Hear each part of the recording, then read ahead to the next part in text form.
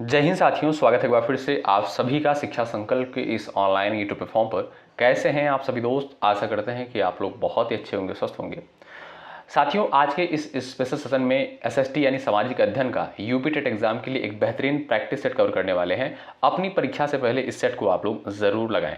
अगर आपने पिछले वर्ष के क्वेश्चंस को नहीं सॉल्व किया है तो जाइएगा, यूट्यूब पर जो है वीडियोस अपलोड कर दी गई हैं, आप लोग उनको जरूर कवर करें। ठीक है, हमने आपसे कहा था जितने भी प्रश्न यूपी टेट एग्जाम में पिछले वर्षों में पूछे जा चुके हैं, वो आपका चाहे लैंग्वेज का पेपर हो गया, सीडीपी हो गया, या आपका एसएसटी जो होता है, यानी जो भी जितने सवाल पूछे जा चुके हैं उसको आप लोग अच्छे तरीके से कवर करके जाएं, बेहतर स्कोर होगा आपका। ठीक है, तो आइए शुरू करते हैं। इस क्लास को आप लोग एक टेस्ट के तौर पर लीजिएगा, देखिएगा आप कितने प्रश्नों को यहाँ पर सही कर पाते हैं। बिल्कुल पेपर पैटर्न के आधार पर यहाँ पर कंटेंट को तैयार किया गया है। ठीक, पहला प्रश्न देखिएगा, निम्नलिखित में से कौन सा जो है इसमें से आपका मिश्रण नहीं है? चीनी, साधारण नमक है, हीरा है और आपका दिया है प्लास्टर ऑफ पेरिस। तो यहाँ पर आप आंसर कर सकते हैं यदि आपको आंसर पता होगा। देखिएगा, तो जो लोग यहाँ पर जा रहे हैं हीरा पर, ऑप्शन नंबर 3 पर, वो बिल्कुल राइट हो जाएंगे। आप सभी दोस्तों को पता है कि हीरा जो है कार्बन का एक अपरूप होता है, जो कि एक शुद्ध जो है एलिमेंट होता है, जो एक शुद्ध जो है तत्व होता है। ठीक है, ये साथियों आपका मिश्रण के अंतर्गत नहीं आता है। बाकी आपका चीनी, साधारण नमक और आपका प्लास्टर ऑफ पेरिस दे दिया गया है, ये तीनों आपके क्या है, मिश्रण के अंतर्गत आएंगे। हीरा जो है मिश्रण के अंतर्गत नहीं आएगा। विकल्प 3 बिल्कुल राइट आंसर है। ठीक है, और एक पॉइंट याद रखिए साथियों, हीरा जो है प्रकृति का सबसे कठोर प्राकृतिक पदार्थ होता है, ये भी ध्यान रखें। अगला सवाल, दुनिया के 3 प्रमुख धर्मों यहूदी, ईसाई और इस्लाम का पवित्र स्थान जो है कौन सा शहर बन गया है? क्वेश्चन नंबर 2 का आंसर आप लोग यहाँ पर दीजिएगा। राइट आंसर आपका क्या हो जाएगा?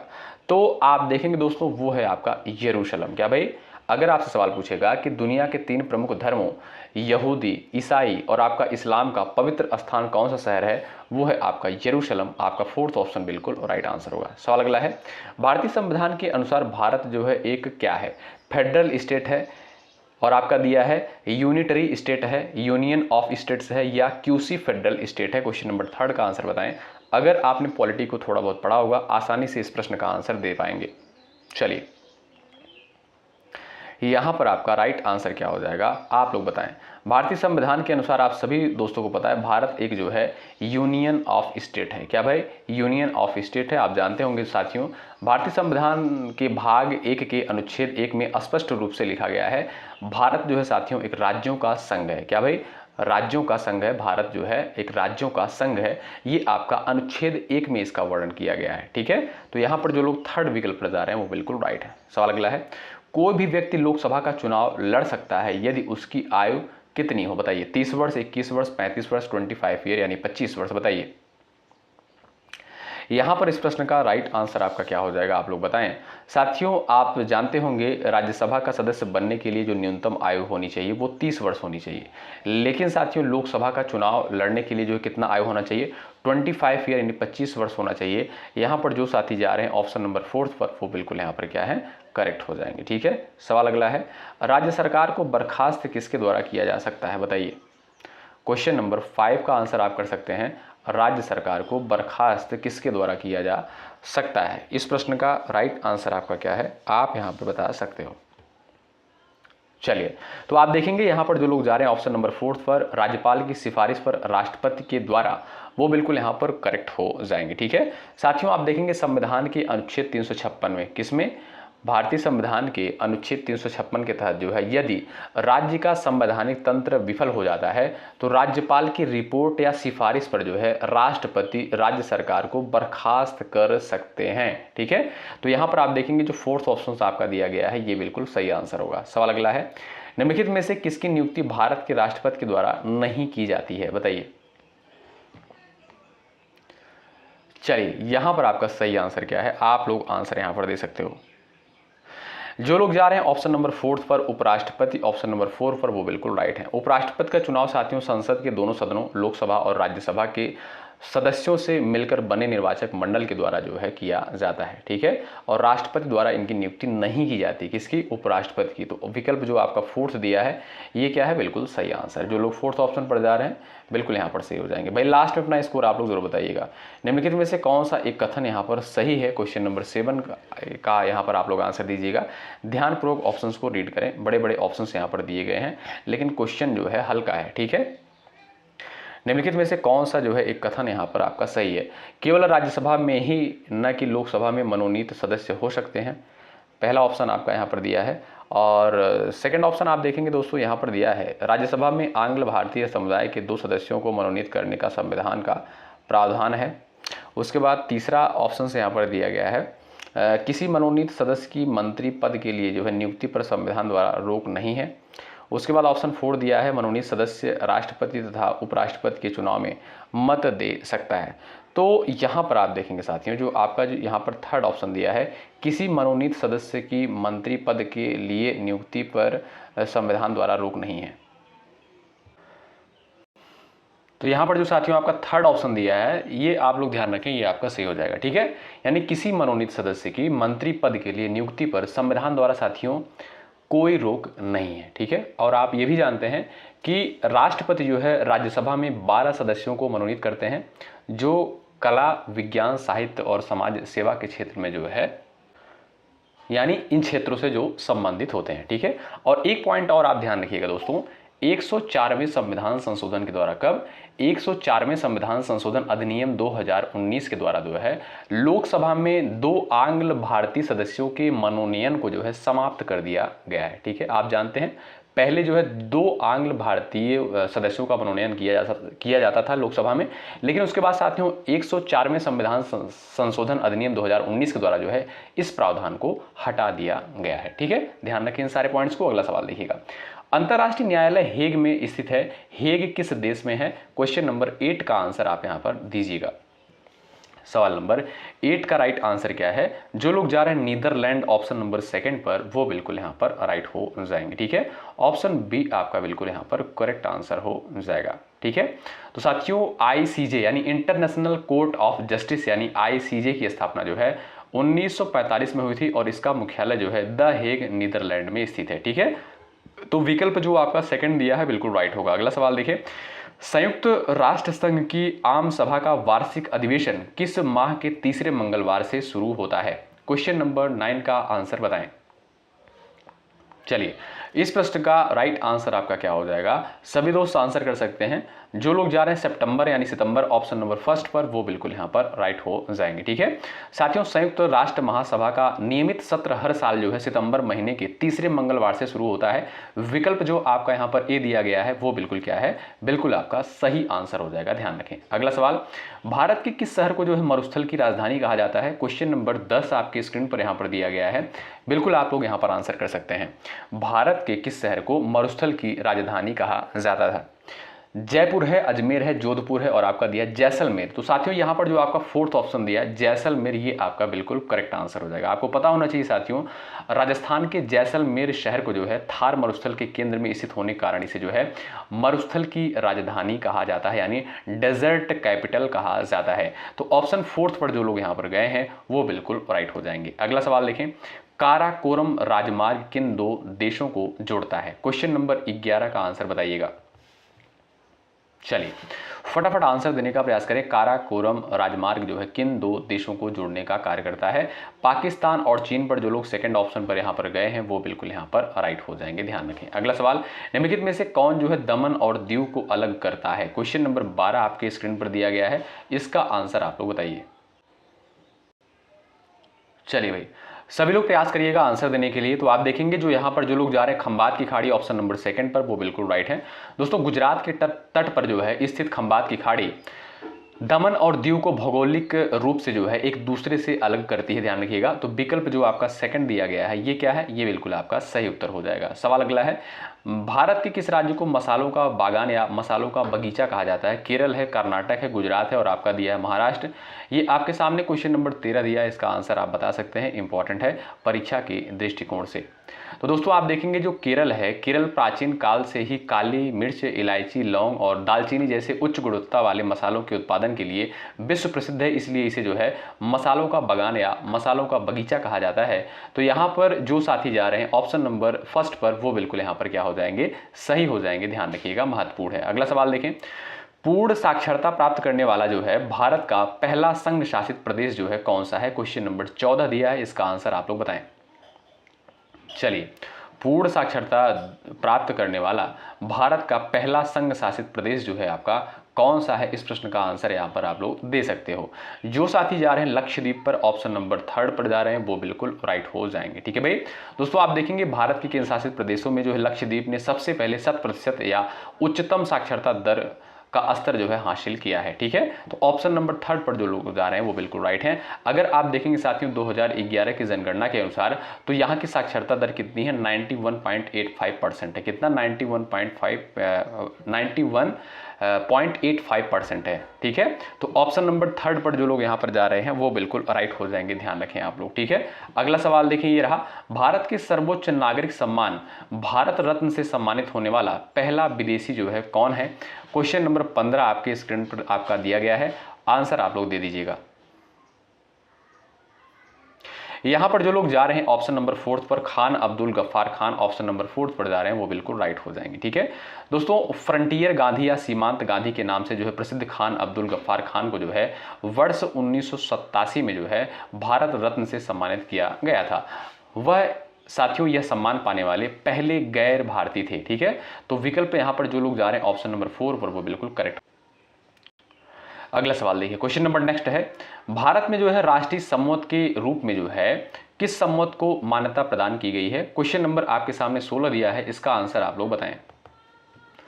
सवाल नंबर 16 आपके स्क्रीन पर यहां पर दिया गया है, इसका आंसर आप कर सकते हैं, भारत में जो है राष्ट्रीय संवत के रूप में किस संवत को मान्यता प्रदान की गई है। तो यहां पर आप देखेंगे साथियों जो आपका राइट आंसर हो जाएगा वो हो जाएगा शक संवत को, ऑप्शन सेकंड जो है बिल्कुल यहां पर सही आंसर हो जाएगा। ठीक है दोस्तों, आप जानते होंगे भारत सरकार ने, अगर नहीं जानते तो जान लीजिए, भारत सरकार ने जो है 22 मार्च 1957 को शक संवत को जो है राष्ट्रीय पंचांग के रूप में जो है अपनाया था। ठीक है, यानी नेशनल कैलेंडर के रूप में जो है अपनाया था, किसे, शक संवत को। ठीक है, तो यहां पर जो लोग सेकंड ऑप्शन पर जा रहे हैं वो बिल्कुल राइट हो जाएंगे। अच्छा, शक संवत की शुरुआत दोस्तों कब हुई, ध्यान रखिएगा, वेरी वेरी इंपॉर्टेंट है। शक संवत की शुरुआत साथियों 78 ईस्वी में, कब, 78 ईस्वी में हुई थी, किसके द्वारा, कुषाण शासक कनिष्क के द्वारा जो है इसकी शुरुआत करी गई थी, वेरी वेरी इंपॉर्टेंट है। अगला सवाल, किसको जो है गजलों का जनक कहा जाता है, क्वेश्चन नंबर 17 का उत्तर बताएं। गजलों का जनक किसे कहा जाता है, इस प्रश्न का आपका सही आंसर क्या है, आप लोग बता सकते हो। चलिए प्रयास करिएगा।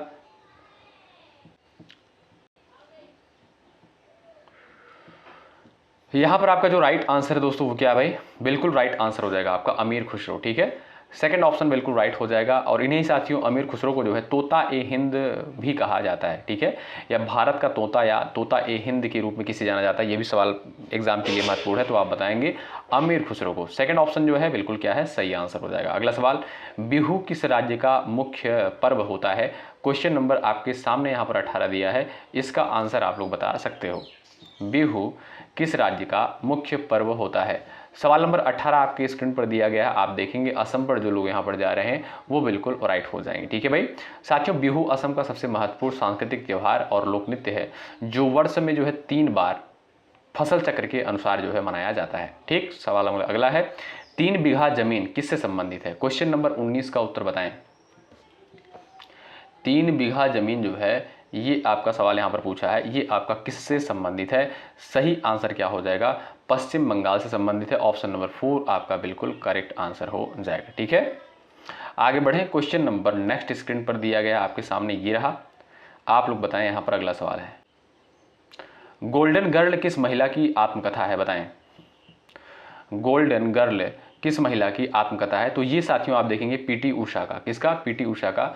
तो भारत की प्रसिद्ध धाविका यानी एथलीट पीटी उषा की आत्मकथा का नाम क्या है, गोल्डन गर्ल, ऑप्शन 4 जो दिया है बिल्कुल क्या है, सही आंसर है। सवाल अगला है, अपनी शक्ति को समेकित करने के बाद बलबन ने कौन सी उपाधि धारण की थी, क्वेश्चन नंबर 21 का आंसर आप यहाँ पर बता सकते हैं। अपनी शक्ति को जो है समेकित करने के बाद बलबन ने कौन सी उपाधि धारण की थी? सवाल नंबर 21 का राइट आंसर क्या हो जाएगा? जिल्ल ए इलाही। क्या भाई? जिल्ल ए इलाही। ऑप्शन नंबर 3 आपका जो दिया गया है ये क्या है? बिल्कुल आपका सही उत्तर हो जाएगा। अगला सवाल, अकबर के शासनकाल में जो है पुनर्गठित केंद्रीय प्रशासन तंत्र के अंतर्गत जो है कौन सैनिक विभाग का प्रमुख घटक है? दीवान, मीर बख्शी, मीर समन, बख्शी। क्वेश्चन नंबर 22 का उत्तर बताएं। चलिए, तो दोस्तों आप देखेंगे मुगल काल में जो है अकबर के समय सैन्य विभाग का जो सर्वोच्च अधिकारी था वो मीर बख्शी कहलाता था। क्या? मीर बख्शी कहलाता था। तो आप देखेंगे यहाँ पर जो सेकंड ऑप्शन दिया है ये बिल्कुल सही आंसर हो जाएगा। अगला सवाल, हैलोजनों में सबसे अभिक्रियाशील कौन सा होता है? बताएं। Fluorine, chlorine, bromine, iodine. फटाफट आंसर करें। हैलोजनों में सबसे अभिक्रियाशील कौन है? तो आप देखेंगे जो लोग यहाँ पर जा रहे हैं फ्लोरीन पर, ऑप्शन नंबर ए पर जा रहे हैं, वो बिल्कुल यहाँ पर सही हो जाएंगे। ठीक है। सवाल अगला ये रहा, ठगों के दमन में निम्नलिखित में से जो है कौन संबंध था? यहाँ पर साथियों आप देखेंगे जो आपका सेकंड ऑप्शन दिया है कैप्टन स्लीमैन। क्या भाई? कैप्टन स्लीमैन, ये आपका बिल्कुल सही आंसर हो जाएगा। दोस्तों लॉर्ड विलियम बेंटिक के शासनकाल में जो है कैप्टन विलियम स्लीमैन को जो है ठगों के उन्मूलन का कार्य सौंपा गया था। उन्होंने जो है 1830 के दशक तक ठगी प्रथा का दमन कर दिया था। ठीक है। तो सेकंड ऑप्शन क्या है? बिल्कुल राइट आंसर है। अगर आपसे सवाल पूछे ठगों के दमन में निम्नलिखित में से कौन संबंध था, कौन संबंधित था, तो बताएंगे captain Sleeman. Option second right है। सहयोगी गांधी किस वर्ष से जो है असहयोगी गांधी बन गए? बताएं। इस क्वेश्चन का आपका सही उत्तर क्या हो जाएगा? आप लोग प्रयास कर सकते हो आंसर देने के लिए। जो लोग जा रहे हैं 1920 पर, ऑप्शन नंबर 3 पर, वो बिल्कुल राइट हो जाएंगे। ठीक है। अगला सवाल देखें भाई, आप जानते हैं साथियों असहयोग आंदोलन की शुरुआत जो है महात्मा गांधी के द्वारा 1920 में करी गई थी। कब? 1920 में करी गई थी। असहयोग आंदोलन की शुरुआत 1 अगस्त 1920 को जो है हुई थी। और इस आंदोलन को साथियों वापस कब लिया गया? 1922 को जो है चौरी चौरा घटना के कारण जो है इस आंदोलन को वापस ले लिया गया था। सवाल अगला है, अल्फा क्रिएटिन एक प्रोटीन है जो किसमें उपस्थित होता है? क्वेश्चन नंबर 26 दिया है, इसका उत्तर आप बताएं। चलिएगा, अल्फा क्रिएटिन एक प्रोटीन है जो किसमें उपस्थित होता है?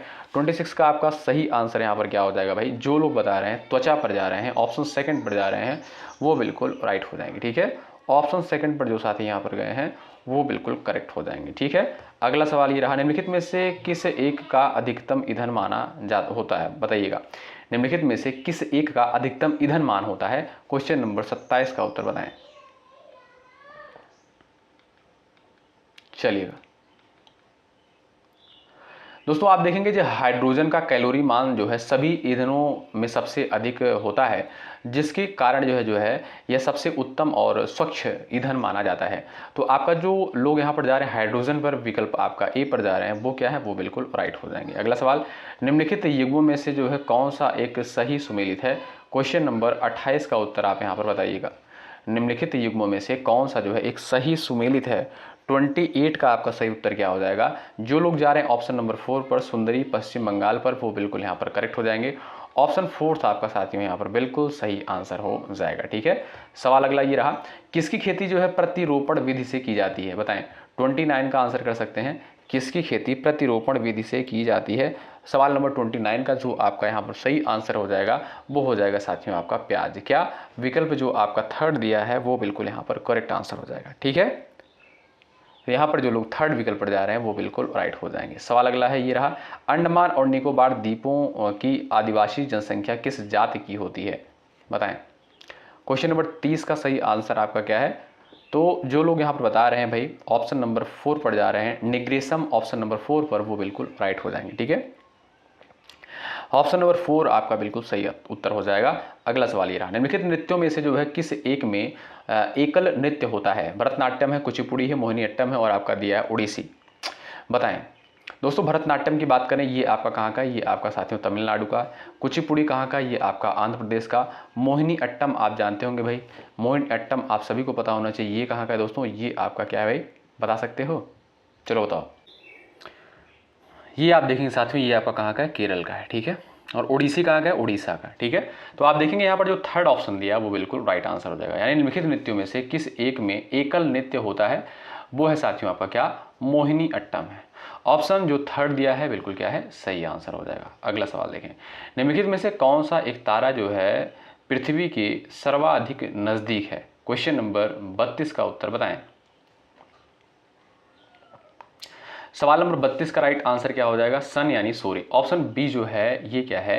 ये बिल्कुल सही आंसर हो जाएगा। ठीक है दोस्तों, सूर्य भी जो है एक तारा है, आप जानते हैं, और यह जो है सौरमंडल के केंद्र में स्थित होने के कारण पृथ्वी का सबसे निकटतम तारा है। विकल्प बी आपका जो है बिल्कुल सही आंसर होगा। अगला सवाल, शहद का प्रमुख घटक जो है कौन सा है? बताएं। शहद का जो है प्रमुख घटक जो है कौन सा है? वो हो जाएगा साथियों आपका क्या? फ्रक्टोज है। ऑप्शन 4 पर जो लोग जा रहे हैं वो बिल्कुल राइट हो जाएंगे। ऑप्शन 4 पर जो लोग यहाँ पर गए हैं वो बिल्कुल राइट हो जाएंगे। ठीक है, आगे बढ़ें। चलिए, सवाल नेक्स्ट है, हृदय को रक्त का संभरण करने वाली धमनियां क्या कहलाती हैं? 34 आपके सामने यहाँ पर दिया गया है, इसका आंसर आप बताएं। हृदय को रक्त का संभरण करने वाली धमनियां क्या कहलाती हैं? 34 का राइट आंसर आपका क्या हो जाएगा? आप देखेंगे यहाँ पर जो लोग जा रहे हैं ऑप्शन नंबर 3 पर हृदय धमनियां, वो बिल्कुल यहाँ पर करेक्ट हो जाएंगे। ठीक है, ऑप्शन आपका जो 3 दिया है वो बिल्कुल करेक्ट आंसर हो जाएगा। ठीक, चलिए अगला सवाल, निम्नलिखित में से किस एक राजा देश में अशोक के व्यक्तिगत नाम का उल्लेख देखने को मिलता है? 35 का आंसर आप कर सकते हैं। तो यहाँ पर आप देखेंगे साथियों जो आपका मास्की है, ऑप्शन नंबर 3 पर जो लोग जा रहे हैं वो बिल्कुल राइट हो जाएंगे। ठीक है, ऑप्शन नंबर जो आपका यहाँ पर 3 दिया है वो बिल्कुल राइट है। आपसे सीधा सवाल कर सकता है कि निम्नलिखित में से किस एक राजा देश में जो है अशोक के व्यक्तिगत नाम का उल्लेख देखने को मिलता है? तो साथियों ये जो है आपका मास्की है, मास्की। ये मास्की दोस्तों है क्या? ये एक प्रकार का शिलालेख है जो कहाँ पर है? यह कर्नाटक के रायचूर जिले में स्थित है। कहाँ पर? कर्नाटक के रायचूर जिले में स्थित है। ठीक है, और अशोक के अभिलेखों को सर्वप्रथम साथियों 1837 में जेम्स प्रिंसेप के द्वारा पढ़ा गया था, ये भी ध्यान रखिएगा। अगला क्वेश्चन, महायान बौद्ध धर्म में बोधिसत्व अवलोकितेश्वर को और किस अन्य नाम से जानते हैं? 36 का उत्तर क्या है? तो जो लोग बता रहे हैं पद्मपाणि, ऑप्शन नंबर 2 पर जा रहे हैं वो बिल्कुल राइट हो जाएंगे। ठीक है, ऑप्शन बी आपका बिल्कुल करेक्ट आंसर हो जाएगा, ध्यान रखिए। सवाल अगला है, गुप्त शासकों द्वारा जारी किए गए चांदी के सिक्के क्या कहलाते थे? इस प्रश्न का आपका राइट आंसर क्या है आप बता सकते हैं। गुप्त शासकों द्वारा जारी किए गए चांदी के सिक्के क्या कहलाते थे? जो आपका राइट आंसर हो जाएगा वो हो जाएगा साथियों आपका रूपक। ए विकल्प पर जो दोस्त यहाँ पर जा रहे हैं वो बिल्कुल राइट हो जाएंगे, ध्यान रखिएगा आप लोग। ठीक है, अगला सवाल देखें, वॉशिंग मशीन का कार्य सिद्धांत क्या होता है? बताएं। 38 का आंसर बताएं। यहाँ पर आप लोग 38 का क्वेश्चन का आंसर कर सकते हो। वॉशिंग मशीन का कार्य सिद्धांत जो है क्या होता है आप देखेंगे तो वो होता है साथियों आपका अपकेंद्रण। क्या होता है? अपकेंद्रण होता है। ए विकल्प जो आपका दिया है बिल्कुल सही आंसर हो जाएगा। ठीक है, जब आप जानते हैं साथियों वॉशिंग मशीन जो है अपकेंद्रण के सिद्धांत पर जो है कार्य करती है। जब मशीन जो है तेज़ी से घूमती है तो अपकेंद्रीय बल के कारण कपड़ों से गंदगी और पानी के कण बाहर की ओर फेंक दिए जाते हैं। ठीक है, तो यहाँ पर बस आप इतना सा याद रखिएगा, अपकेंद्रण के कारण। ए विकल्प जो आपका दिया है बिल्कुल राइट आंसर हो जाएगा। ठीक है, सवाल नंबर अगला है, भूपर्पटी पर द्रव्यमान प्रतिशत के रूप में जो है निम्नलिखित में से कौन सा एक सर्वाधिक मात्रा में पाया जाता है? तो आप देखेंगे साथियों वो होता है आपका क्या भाई? वो होता है आपका ऑक्सीजन। ऑप्शन नंबर 2 जो है बिल्कुल राइट आंसर होगा। सवाल नंबर अगला है, व्यापारिक बैंकों द्वारा जनित साख का नियंत्रण कौन करता है? व्यापारिक बैंक द्वारा जनित साख का नियंत्रण जो है कौन करता है? तो आप देखेंगे भारतीय रिजर्व बैंक। कौन भाई? भारतीय रिजर्व बैंक आपका जो आपका ऑप्शन नंबर 4 दिया है बिल्कुल राइट आंसर हो जाएगा। ठीक है, तो साथियों यहाँ पर हमने 40 क्वेश्चंस को कवर किया है। आप लोग बताएं कि आपने कितने क्वेश्चंस को यहाँ पर बिल्कुल सही किया है। ठीक है, ऐसे ही प्रश्न दोस्तों आपको एग्जाम में देखने को मिलेंगे। अगर आपने पिछले वर्ष के क्वेश्चंस को नहीं लगाए हैं, चैनल पर अपलोड है, जाकर आप लोग जरूर देख लीजिएगा। अपनी परीक्षा से पहले जितने भी SST के क्वेश्चन एग्जाम में बन चुके हैं उनको अच्छे तरीके से कवर करके ही जाएँ। ठीक है, शुक्रिया, जय हिंद, जय भारत।